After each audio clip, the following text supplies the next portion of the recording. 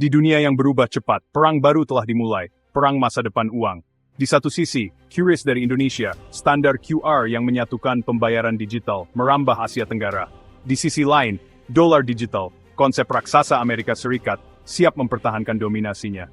QRIS lahir dari kebutuhan nyata, inklusi keuangan, membawa UMKM dan masyarakat ke ekonomi digital. Dolar digital muncul dari kekhawatiran, dominasi dolar terancam oleh kripto dan inovasi negara lain. Amerika tak mau ketinggalan, menyiapkan senjata pamungkas untuk mempertahankan hegemoni. Pertarungan ini bukan sekadar teknologi, tapi ideologi kolaborasi versus kontrol. Indonesia, lewat QRIS, kini jadi pemain, bukan penonton. Amerika mengandalkan warisan kekuatan global. QRIS membangun jembatan di Asia Tenggara, dolar digital punya sumber daya dan pengaruh tak tertandingi. Setiap langkah mereka diawasi dunia, hasilnya akan mengubah peta ekonomi global. Ini pertarungan kecepatan melawan kekuatan, inklusi melawan dominasi. Siapa yang akan menang? Dunia menunggu. Panggung telah disiapkan, para pemain sudah mengambil posisi. Masa depan uang digital sedang dipertaruhkan. QRIS, satu kode ajaib dari Indonesia, bisa dipindai aplikasi pembayaran apapun. Inovasi ini membawa revolusi senyap dari penjual gorengan hingga retail besar. Semua bisa menerima pembayaran digital. QRIS kini lintas negara, memudahkan transaksi di Asia Tenggara. Kuncinya sederhana, interoperable, inklusif.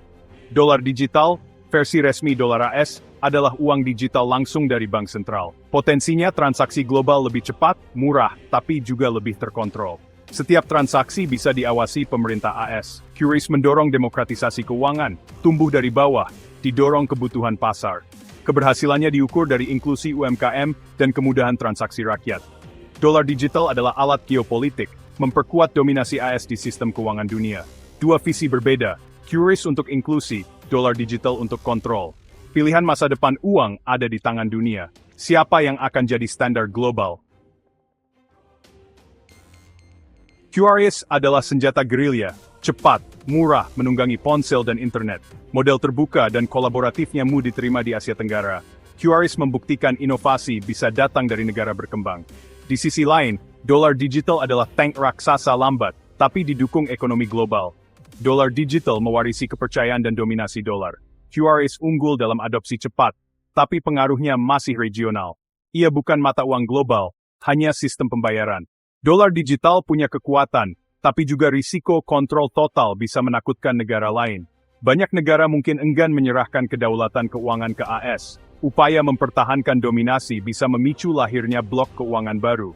Pertarungan ini inovasi rakyat melawan kekuatan lama. Siapa yang akan bertahan?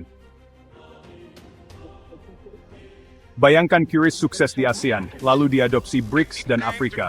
Jaringan pembayaran lintas batas tercipta menantang dominasi dolar. QRIS jadi pemicu dedolarisasi global. Sebaliknya, jika dolar digital diluncurkan, didukung raksasa teknologi, ia bisa jadi standar baru dunia. Negara berkembang tergiur efisiensi, mulai mengadopsi dolar digital. QRIS bisa terpinggirkan, jadi sistem lokal di bawah bayang-bayang dolar digital. Perang uang digital telah dimulai.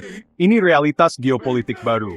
Setiap negara harus memilih ikut dolar digital atau bangun sistem alternatif seperti QRIS. Pilihan ini akan membentuk ekonomi dan politik abad ke-21. Dunia dihadapkan pada dua jalan sentralisasi atau multipolaritas keuangan. Tahta uang digital masih kosong. Siapa yang akan mendudukinya?